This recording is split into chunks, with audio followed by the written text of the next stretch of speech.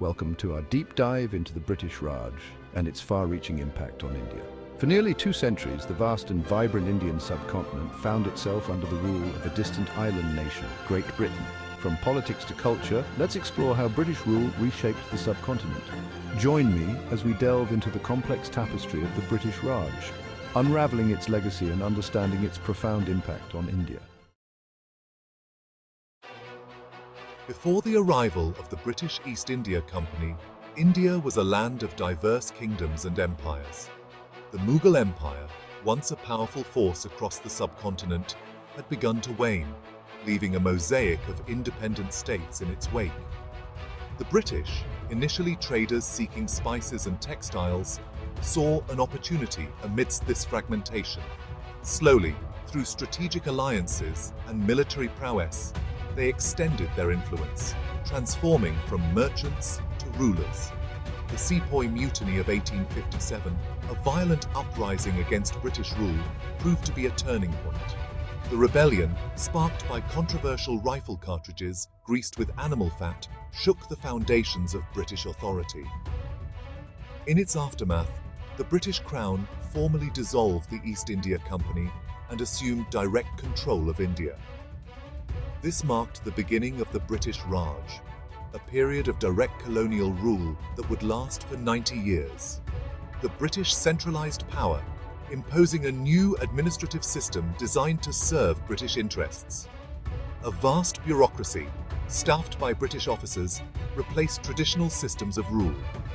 New laws were enacted, courts established, and a complex administrative machinery set in motion. The dismantling of existing power structures and the imposition of a foreign system of rule left an indelible mark on India's political landscape. India, once renowned for its thriving textile industry, found its economic landscape dramatically altered under British rule. British policies, designed to benefit the industries of the empire, had a profound impact on India's economic fabric.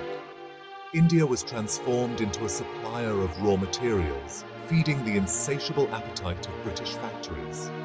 Cotton, jute, indigo, and other raw materials flowed out of India, fueling the Industrial Revolution in Britain.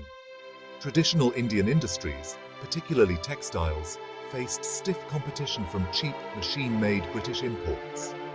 Once thriving weaving centres fell silent, as Indian artisans were forced out of business. The famed muslin of Dhaka, so fine it was said to be like woven air, became a casualty of this economic transformation. Farmers were encouraged, often coerced, to grow cash crops like cotton and indigo, rather than food crops for local consumption. This focus on cash crops, while profitable for British traders, made India vulnerable to famines. When droughts struck, as they often did, the lack of food reserves had devastating consequences. Railways, built to facilitate the transportation of raw materials and troops, crisscrossed the subcontinent. While these railways did connect distant corners of India, they primarily served British economic and strategic interests. The economic policies of the British Raj left India impoverished and heavily reliant on agriculture. The seeds of industrialization, once promising, had been stifled, leaving India economically dependent on its colonial rulers. British rule in India was more than just political and economic domination. It was also a period of profound social change. The British, arriving with their own set of values and beliefs, brought with them a new social order that often clashed with existing Indian traditions. One of the most significant impacts of British rule was the reinforcement of existing social hierarchies. The British, often relying on local intermediaries, found it expedient to work within the existing framework of caste and religion. This policy of indirect rule, while seemingly pragmatic, had far-reaching consequences. It solidified the caste system, making it more rigid and less permeable. Those at the bottom of the social ladder found themselves further marginalized. The British also introduced new laws and institutions that impacted Indian society. The abolition of sati, the practice of widow burning, was a landmark social reform. However, other laws, such as those governing property rights, often disadvantaged women. Education, seen as a tool to create a class of Indians who could assist in administration, underwent a significant transformation. English became the language of government and higher education, creating a new elite who were fluent in the language of their rulers.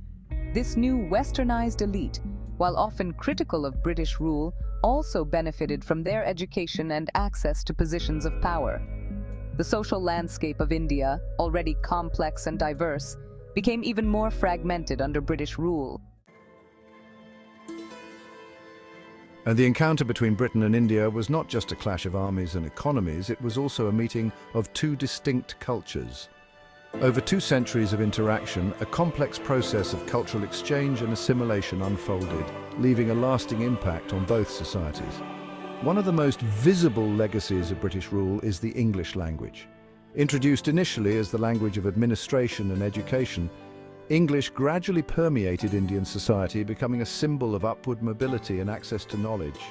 Indian writers, exposed to Western literary traditions, began to experiment with new forms and styles. A new generation of Indian authors emerged, writing in English, exploring themes of colonialism, identity, and social reform. From Rabindranath Tagore's poignant poetry to Mulkraj Anand's searing social realism, Indian literature in English found a distinct voice, reflecting the complexities of life under colonial rule. British influence was also evident in architecture, particularly in major cities like Bombay, Calcutta, and Madras. Grand Victorian-era buildings, symbols of imperial power, rose alongside traditional Indian structures, creating a unique architectural blend. However, this cultural exchange was not always equal. Indian art and architecture were often viewed through an Orientalist lens, romanticized and exoticized by Western observers. The cultural impact of the British Raj was complex and multifaceted.